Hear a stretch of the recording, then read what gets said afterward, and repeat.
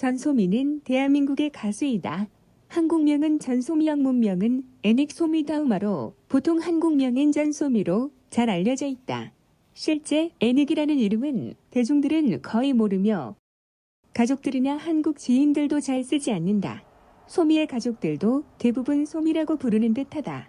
아버지가 외국인이기 때문에 한국 성씨와 한국 이름을 일종의 예명으로 생각하는 경우도 있지만 모친이 한국인인 경우에는 한국 출생신고를 할 때 모친의 성씨와 보통의 한국 이름을 사용하여 등록할 수도 있다.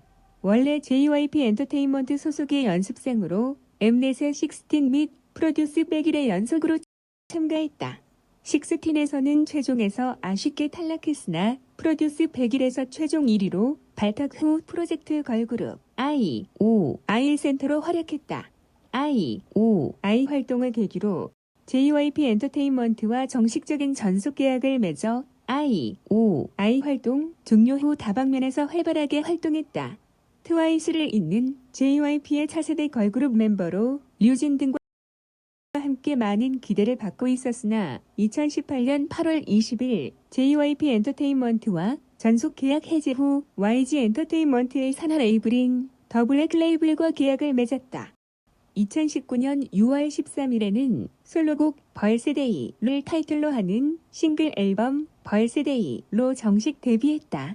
네덜란드계 캐나다인 아버지와 한국인 어머니 사이에서 태어나 캐나다, 네덜란드, 대한민국의 3중 국적을 가지고 있다.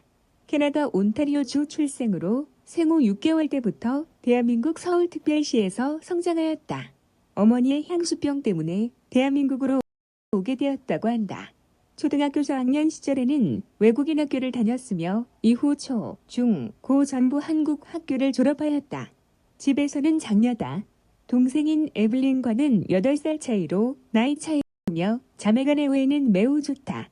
2013년 초등학교 6학년 때 아버지 매튜와 함께 출발 드림팀에 서울 미동초등학교 태권도 시범단으로 출연했다. 2015년 JYP의 신규 걸그룹 트와이스의 멤버를 발탁하기 위한 서바이벌 프로그램 식스틴에 출연하여 큰 인기를 얻었지만 투표 순위에서 쯔위에게 밀리는 등 아쉽게 탈락했다. 마지막으로 탈락한 후에는 결과를 덤덤하게 받아들이기는 했지만 아버지 매튜 다우마의 말에 따르면 차에 타자마자 집에 가는 길 내내 울었고 집에 가서도 밤새 울었다고 한다. 그렇게 식스틴 이후 주저앉는가 했는데 식스틴 최종 탈락 후 2016년 프로듀스 100일에 참가해 최종 1위로 프로젝트 걸그룹 I.O.I에 발탁되었다. 2016년 5월 5일 M 카운트다운에서 데뷔 무대를 가졌다. 공교롭게도 당일 방송에서 트와이스가 데뷔 첫 1위를 달성하면서 함께 축하해주는 모습이 나왔다.